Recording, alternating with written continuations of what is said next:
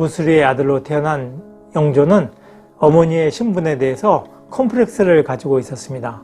당시 영조가 깜빡 졸고 있었는데 한 신하가 이모비아라는 귀절을 읽었습니다. 그러니까 영조가 갑자기 눈을 번쩍 뜨면서 어떤 놈이 감히 그 귀절을 읽었느냐 하고 소리쳤습니다. 그러니까 사람들이 깜짝 놀라가지고 벌벌 떨었습니다. 정권을 잡게 됐던 소론파에서는 영조도 영모에 가담됐다 하면서 영조를 끌어내려고 합니다. 그런데 그때는 경종이 그것에 대해서 단호하게 거부합니다. 이후에 영조가 경종을 독살했다는 독살설이 급격하게 퍼져나갔고 1728년 3월 달에 이인자의 난이 일어나는 중요한 계기가 됩니다. 안녕하십니까? 오늘은 영조의 영린이라는 주제입니다. 영조는 조선의 21대 왕입니다. 그는 사도세자의 아버지이면서 정조의 할아버지이기도 합니다. 영조는 친아들인 사도세자를 뒤주에 가두어 죽일 정도로 냉혹한 측면도 있습니다. 하지만 한편으로는 조선의 최장수한 왕으로서 영정조 시대라는 조선의 중흥기를 이끌었던 그러한 현명한 왕이기도 합니다. 무술이의 아들로 태어난 영조는 어머니의 신분에 대해서 콤플렉스를 가지고 있었습니다. 무술이는 원래 몽고어로 소녀라는 뜻입니다. 그런데 고려 말에는 계집종을 가리키게 됐고 조선에 들어와서는 궁중에서 청소나 굳은 일을 하는 여자 종을 일으키는 말로 쓰였습니다. 영조의 어머니는 궁중에서 굳은 일을 하던 계집종에 불과했던 것이었죠. 그래서 나중에 숙종을 만나가지고 숙종의 눈에 들어서 아들을 낳고 그가 왕이 됐던 것이죠. 1704년 11세의 영조는 12살인 정성왕후 서씨와 혼인을 했습니다. 결혼 첫날 밤에 영인군, 그 나중에 영조가 되는데 영인군이 정성왕후의 손을 잡고 손을 만져보면서 너의 손은 왜 이렇게 고운가 하고 물었습니다. 그러니까 그 말을 듣고 정성왕후 서씨는 저는 고생을 하지 않아서 손에 물을 묻히지 않았어요 하고 말하였습니다. 그 말을 듣고 영조는, 그러니까 영인군은 자신의 어머니인 숙빈 채씨를 깔보아서 한 얘기다 라고 생각해서 이후에 정성왕후를 찾지 않았습니다. 결국 정성왕후는 자녀를 갖지 못하고 혼자서 생활하게 되죠. 그래서 나중에 사도세자가 정성왕후의 양자로 들어가게 됩니다. 당시 무술이었던 숙빈채 씨가 인현왕후가 궁에서 쫓겨난 이후에 인현왕후의 생일날 생일상을 차려서 기원하는 것을 보고 숙종이 숙빈채 씨와 하룻밤을 갖게 되고 그래서 자식을 낳게 되죠. 그래서 숙빈채 씨가 부상하게 되는 것입니다. 영조는 무술이 출신의 어머니를 둔 컴플렉스가 있어가지고 사기의 노중년 전에 나오는 이모비아라는 말을 특히 싫어했습니다. 이모비아는 네 어미는 종년이다 라는 뜻입니다. 이 말을 입에 닿는 사람조차도 처벌했습니다. 그 정도로 컴플렉스가 심했죠. 이것은 MBC 드라마인 오썸의 붉은 꽃등이라는 드라마에서도 소개되는데 영조가 당시 세손이었던 이산에게 어떤 책을 읽고 있느냐 하면서 물었을 때 이산이 사기의 노중년 편을 읽고 있습니다 하니까 영조가 거기에는 내가 금하고 있는 글귀가 있는데 그것도 읽었느냐 하고 화를 내니까 이산이 무심결에 그것은 읽지 않았습니다 하고 대답했는데 그것에 대해서 영조가 그 책을 가져와 봐라 해서 사기의 노중년 편을 가져오게 했는데 마침 드라마에서는 성덕임이 노중년 편의 그 부분을 찢어가지고 왕에게 전해주게 해서 왕이 그 찢어진 부분을 보고 네가 내가 읽지 말라고 하니까 그 부분을 찢어서 안 읽었구나 하면서 이산을 칭찬해주는 그런 부분이 나옵니다. 원래는 이산이 그 부분을 가리고 읽었다고 얘기를 했고 나중에 그 소식을 들은 홍구경이 영조가 그 책을 찾았을 때 그 부분을 종이로 가려가지고 왕에게 전해줬습니다.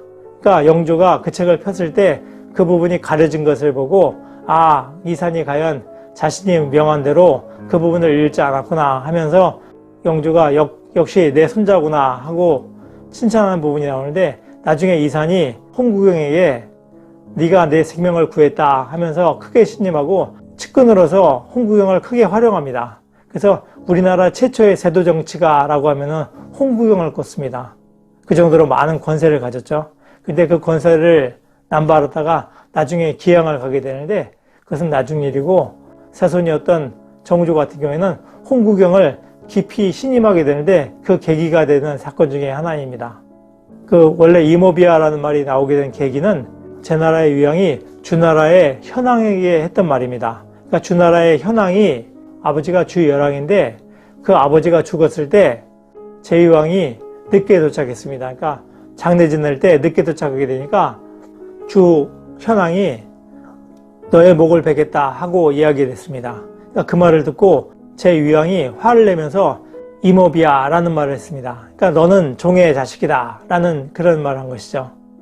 원래 주나라는 천자국입니다. 그리고 주나라에서 본국을 줘가지고 제나라나 노나라나 봉지를 준 것이죠. 그러니까 주나라가 종주국이 되는 것이고 청자국이 되는 것이고, 주나라가 땅을 나눠줘서 그 제나라도 그 땅을 차지하고 있었던 것이죠. 그러니까 원래 주인이 주나라라고 볼 수 있었죠. 근데 주나라가 시간이 가면서 극히 힘이 없어져가지고 별로 힘이 없었습니다. 그런데 거기에 비해서 제나라는 당시 강한 힘을 갖고 있었기 때문에 주나라 왕이 제나라 왕을 죽이겠다고 하니까 제나라 왕이 힘도 없는 주나라 왕이 자신을 죽이려고 욕하면서 죽이려고 하니까 화가 나서 너는 종의 자식이다 라는 말을 했던 것이죠.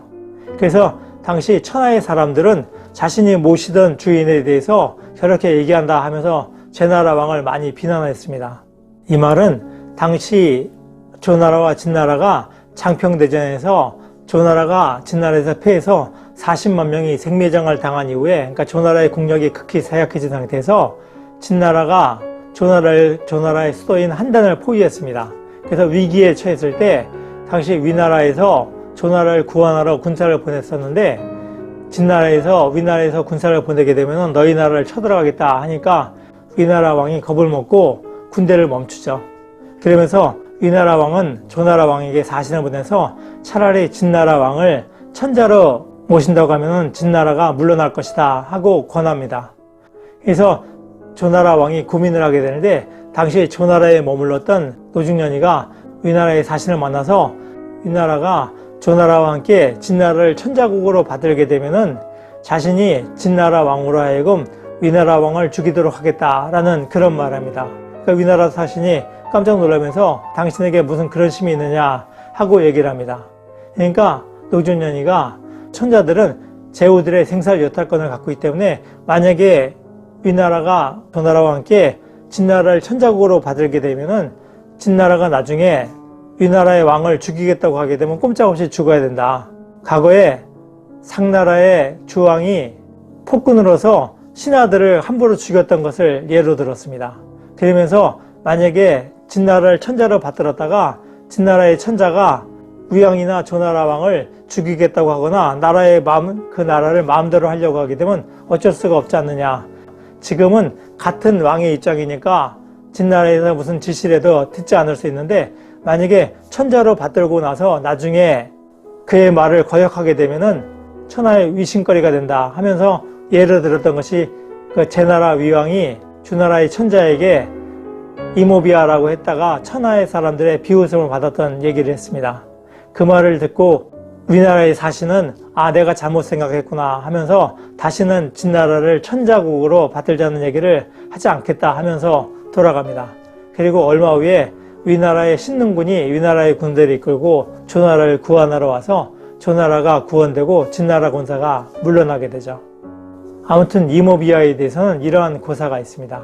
한편 최재공의 번암집에서도 비슷한 얘기가 있습니다. 거기서는 영조가 신하들과 함께 세손이었던 이산을 동참시켜서 글 읽기를 하고 있었는데 여러 신하들이 번갈아 가면서 글을 읽었습니다. 그런데 당시 영조가 깜빡 졸고 있었는데 한 신하가 이모비아라는 귀절을 읽었습니다. 그러니까 영조가 갑자기 눈을 번쩍 뜨면서 어떤 놈이 감히 그 귀절을 읽었느냐 하고 소리쳤습니다. 그러니까 사람들이 깜짝 놀라가지고 벌벌 떨었습니다. 신하들이 다들 놀라가지고 벌벌 떨고 있었는데 당시 이산이 아직까지 이모비아라는 기절은 읽은 사람이 없습니다. 아직까지 그 부분까지 읽지를 못했습니다. 하고 얘기를 했습니다. 그러니까 다른 신하들도 다 이산을 편들어서 아직까지 그 부분은 읽지 못했습니다. 임금께서 잘못 들으신 것입니다. 하고 얘기를 했습니다. 그러니까 영조가 분명히 들었는데 하면서 어쩔 수 없이 그 일이 그냥 넘어갔습니다. 그때 마침 최재공이 옆에 있다가 그 광경을 보고서 이산이 나중에 대단히 훌륭한 왕이 되겠구나 하고 생각했다는 그런 기절이 번안집에 있습니다. 그러니까 영조가 이모비아라는 글귀를 극히 싫어했다는 것은 사실인 것 같습니다. 나중에 최재공은 이산의, 그러니까 정조 임금의 총애를 받아서 영의정의 자리에까지 오릅니다. 굉장히 명재상이죠. 그 정도로 영조는 자신의 어머니의 출신에 대해서 극히 심한 컴플렉스를 가지고 있었습니다. 그것이 영조의 하나의 영린이라고 할 수 있었죠. 그래서 영조는 무술이로서 고생했던 어머니를 생각해서 평생 빨래하기 힘든 누비옷을 입지 않았습니다. 한편 영조는 경종을 독살했다는 독살설에 평생 시달렸습니다. 경종은 10인 장씨, 즉 장희빈, 장옥정의 아들입니다. 장희빈이라고도 불리우는 장옥정은 숙종의 비인 인현왕후를 저주하기 위해서 굿을 벌였고 그것 때문에 인현왕후가 병을 앓다가 죽게 되었다고 숙빈채 씨는 숙종에게 고발했습니다. 그래서 숙종이 장희빈을 사사하게 되죠. 숙빈채 씨의 고발에 의해서 숙종에 의해서 장희빈은 사약을 먹고 죽게 됩니다. 이것이 1701년 10월 달에 있었던 무고의 옥입니다. 경종은 장희빈의 아들입니다. 그러니까 자신의 어머니의 죽음에 직접적인 관련이 있었던 숙빈채 씨의 아들인 영조에 대해서 아무 감정이 없었다고 하면은 오히려 이상한 일이죠. 장희빈이 죽을 때 경종의 나이는 14살이었습니다. 그리고 영조의 나이는 8살이었습니다. 그러니까 6살 차이가 나죠. 경종 같은 경우에는 어머니인 장희빈이 죽었을 때 어느 정도 사료 판별이 있었던 나이입니다. 한편 1720년 7월 달에 숙종이 죽게 되니까 경종이 왕위에 올랐습니다. 근데 당시 조정은 노론이 장악하고 있었습니다. 당시 경종은 후사가 없었죠. 자식이 없었으니까 노론에서는 경종에게 나중에 영조가 되는 영인군을 왕세제로 책봉하라고 주장을 합니다. 그래서 경종은 나중에 영조를 왕세제로 책봉합니다.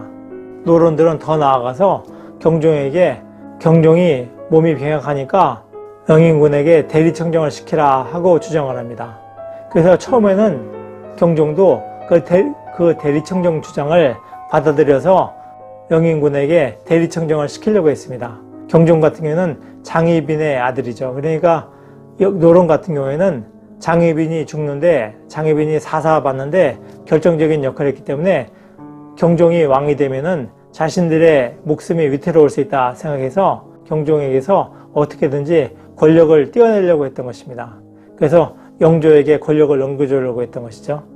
그래서 경종 같은 경우에는 대리청정을 받아들이려고 했었는데 경종의 스승이었던 김일경이가 밤에 경종을 찾아갑니다. 그래서 경종에게 멀쩡히 경종이 살아있는데 대리청정을 하라고 하는 것은 신하들이 불충한 것이다 하면서 설득을 합니다. 그래서 경종은 다음날 대리청정을 주장했던 사대신을 불충의 명목으로 기양을 보냅니다. 그러면서 황국을 일으켜서 대반전을 일으킵니다. 한편 목호령이라는 자가 노론에서 경종을 죽이고서 반란을 일으키려 한다라는 그런 고변을 했습니다. 그러니까 이후에 거기에 관련된 노론의 신하들이 많은 사람들이 죽게 되고 기양을 가게 되는데 그러면서 경종의 힘이 강해지게 됐죠. 그러면서 정권을 잡게 됐던 소론파에서는 영조도 영모에 갖다 냈다 하면서 영조를 끌어내려고 합니다. 그런데 그때는 경종이 그것에 대해서 단호하게 거부합니다. 그러니까 영조 같은 경우에는 큰 위기를 겪게 되는 것이죠. 영모자의 명단에 자신의 이름이 오르내리니까 영조로서는 큰 위기를 겪게 됩니다. 더욱이 경종이 1718년에 왕비로 맞이했던 선희왕후 어씨가 다른 종친 중에서 양자를 드리려고 했습니다. 그러니까 선의왕후 어씨가 왕자를 생산하거나 양자를 드리게 되면은 당시 왕세제인 영조의 지위는 크게 흔들리게 되고 자칫하면 죽게 되는 것이죠. 그래서 영조는 불안한 나날을 보내게 됐습니다. 그런데 얼마 후에 1724년 10월 달에 경종이 갑작스럽게 죽게 됩니다. 그러니까 영조가 왕위에 오르면서 그 위기를 벗어나게 됩니다. 이후에 경종이 영조에 의해서 독살당했다는 그 독살설이 급히 퍼지게 됩니다. 당시 영조는 몸이 부실했던 경종에게 게장하고 생감을 진상했습니다. 그런데 그것을 먹고 얼마 후에 경종이 배탈이 나고 살살을 하게 되니까 영조는 경종에게 인삼과 부자를 올렸습니다. 그런데 당시 어휘들은 경종에게 인삼하고 부자는 몸에 안 좋다 하면서 그것을 반대했습니다. 그런데 영조가 우겨서 그 인삼을 먹게 했는데 처음에 인삼을 먹고 나서는 경종이 몸이 좋아졌습니다. 그러니까 조금 좋아진 듯 했는데 얼마 후에는 완전히 몸이 망가진 것이죠.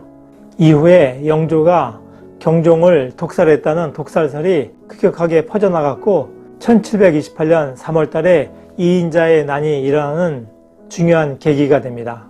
당시 영조가 경종에게 게장과 생감을 올리고 인삼과 부자를 올렸던 것은 기록으로 다 남아있고 그것이 지금도 논란이 되고 있습니다. 그리고 1755년 영조와 노론을 비난하는 벽서가 나주에 붙었습니다. 이것을 나주 쾌서 사건이라고 하는데 거기에 관련된 인물들을 영조가 친히 국문했습니다. 영조가 친국하는 자리에서 그 중모자 중에 한 사람인 신치훈이 신은 갑진년부터 게장을 먹지 않습니다 라는 말을 했습니다. 그러니까 갑진년이라고 하면은 1724년 경종이 죽은 해인데 이는 경종이 게장을 먹고 죽었으므로 자신은 경종이 죽은 이후에는 게장을 먹지 않았다는 그런 말입니다. 이것은 영조를 명확하게 조롱하는 내용이고 이 말을 듣고 영조는 눈물을 흘리면서 크게 화를 냈습니다. 그래서 신치훈은 특히 가혹한 형벌을 받고 그의 가족들도 더욱 심한 국문을 받았습니다. 이러한 영조의 영리는 빈틈없는 왕의 모습을 보이려고 하는 영조의 강박을 만들어내서 사도세자에게 너무도 엄격한 교육을 시행하여서 나중에 사도세자가 죽게 되는데 하나의 요인이 되었습니다. 그리고 한편으로는 이러한 영린이 자신을 책찍질해서 영정조시대라는 조선시대의 중흥기를 이루는 하나의 요인이 되기도 했습니다. 노력하는 여러분의 동반자, 동반TV입니다. 감사합니다.